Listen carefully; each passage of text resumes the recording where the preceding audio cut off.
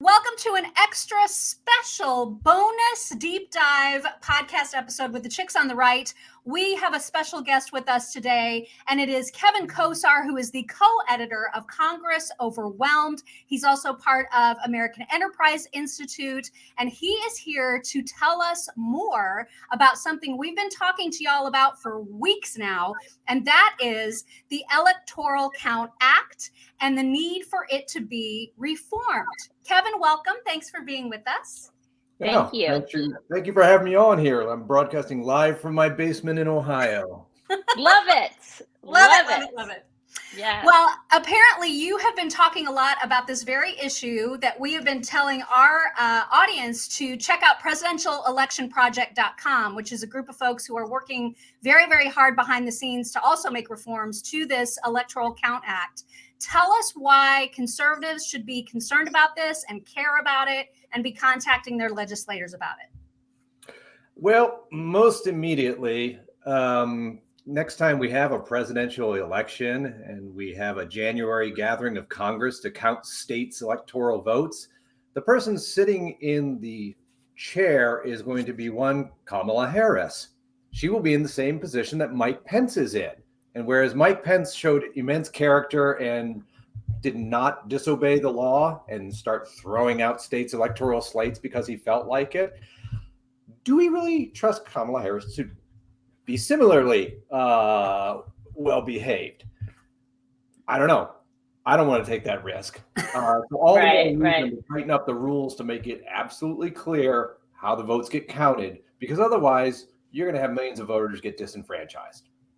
Yeah, it's scary that it's that ambiguous. Like, it's scary that there isn't that much leeway that we have to do this to make sure that we reel somebody in, because it is a good thing that Mike Pence was a man of great character and that he followed rules, but it is kind of freaky that, we have, first of all, that we can't trust our elected officials to do what's right and what's, that we can't trust them. But then also that we need to do this to make sure that they follow the rules. Obviously this is how our system works, but that it's just so ambiguous that we have to do this. It's kind of freaky. This isn't more set in stone, Yeah, absolutely. I liken it to a vague rule in sports. Maybe it'll work for a while, but eventually one player or team is going to start trying to stretch what's acceptable behavior under the rule. And once that person does it, guess what? The opponent's going to do it. And it goes back and forth until it really escalates. And that's what happened with Electoral Count Act. Democrats started things in 2005 when they, objected to Ohio's electoral slate. My home state. They claimed that the GOP had rigged the machines, and the only reason George W. Bush won the state was because Republicans had stolen it. So they tried to block the counting of Ohio's electoral slate, and if they'd been successful, George W. Bush would not have had enough votes to be reelected, and the election would have been tossed to the House of Representatives. You would have had members of Congress, not the American public, ultimately voting on who got to be president. So they started this, and guess what? January 6th last year, that was just a logical escalation of it. So yeah, we got to fix the rules. But so what is it about it being so ambiguous? What is the problem with the way that it's currently written? Like, what is it just that there is no clarity? Is it that there's too much information? Because I know you had a panel discussion that included Andrew McCarthy not terribly long ago about this, and he was saying he's worried about having reforms, right? Like he thinks that would be a bad idea. Why would people be reluctant to make these changes? Yeah. There's an irony in it. On the one hand, you want to change the rules to stop politicians from misbehaving, but the people who have to formally change the rules are the politicians themselves. So are they going to make matters worse? That's the question. And so he's got a valid opinion. Making the ECA even worse than it currently is would be a bad outcome. But I'm in favor of at least give it the old college try, because what we got right now is just it's gonna keep being abused. Right. High incentives to keep abusing it. Yeah, they're the ones though that give themselves raises. So you got to keep them in check when they change the rules that we want them. You know what I mean? Yeah. It's like it's a fine line. Yeah. And I mean, this was a law that was written in the late 19th century. So the entire legal language of the day is very different from the legal language of today. And if you try to read it, I mean, it may have made sense to members of Congress in the 1870s, but these days, no, man. Yeah. It's so fantastically vague. And there are just certain things that they didn't think about. So they created a provision saying, hey, if you're a member of Congress and you are upset about the apparent illegality of a state's electoral slate, you can object to it. Mostly politicians did not abuse that. But, in the last 20, 30 years, people have gotten it into their heads like, hey, this is a no-cost way for me to draw attention to myself. Because C-SPAN cameras are going to be on, reporters are going to be watching. It doesn't cost anything if you're in the opposing party to just stand up and say, well, I think this state's votes were fraudulent, and therefore I'm objecting. So more and more politicians are going to do it. That's just the incentives. Yeah. Well, and Democrats have done it, right? I mean, there's a long record, just like you said, of Democrats objecting to the state electoral counts, and yet nobody ever talks about that. They act like what happened in 2020 was some super weird, never before seen thing. Yeah. No, it was the escalation of a long-term trend, and Democrats had started it. I mean, it's like if you watch baseball and like one pitcher throws a pitch a little bit too inside, a little bit later, somebody's going to throw a pitch even more inside, and suddenly it's going to turn into beanball. Guys getting balls thrown at their head, bench clears, same sort of escalation. That's what's happening. Right. And now we have social media, which amplifies it.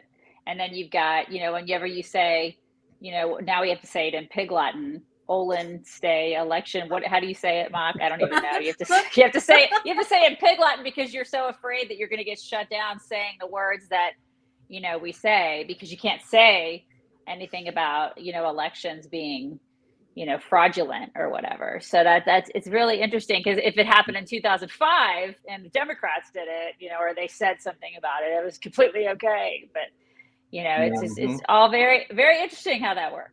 But yeah, social media has amplified all of it. So it's very interesting the way that it's happening now. And you're right, Kamala, my God, that it's terrifying to think that Kamala could be holding those cards. Because, my God. Yeah. The act is vague insofar as the authority of the person presiding over the chamber, which presently is the vice president. And if she wanted to say, you know what? Texas and Georgia both enacted laws that are too restrictive of voting, and I think they amount to voter suppression. Advocates in those states have been telling me that. Yeah. I'm not going to count these. Well, suddenly you'd have a huge number of electors taken off the board for the GOP candidate, because presumably the GOP candidate, whomever it is going to take those states. Right. Yeah. And I wouldn't put it past her. She'd totally do that. She would absolutely do that without question. I mean, think about politicians. Many of them are lawyers. And what do lawyers do for a living? They read laws and regulations, and then they twist them to mean whatever they or their client want them to mean. It's a giant exercise in advocacy for one's own team. And so when you got a vague law, I mean, it's only a matter of time before it gets abused. And that's where we're at. And twisted. How much progress has been made about this? Like, realistically, will this happen? Will there be reforms made? Are there enough legislators who are kind of getting involved in this and trying to do something about it? And what are the chances that Biden would ever sign any kind of legislation that would have these reforms in them? If they keep the rewrite of the act narrow and focus it only on the congressional role, they don't try to push laws on states and their behavior, I think the odds are at least 50-50. And I say that because there have been two separate gangs in the Senate, bipartisan gangs, who've been working on this since January or February. Susan Collins and company have been working on it. Angus King and company have been working on it. They got draft bills out there. And really important is that Mitch McConnell was very upset about what happened on January 6th. He did not like this escalation of, what should be a ceremonial activity into all-out combat.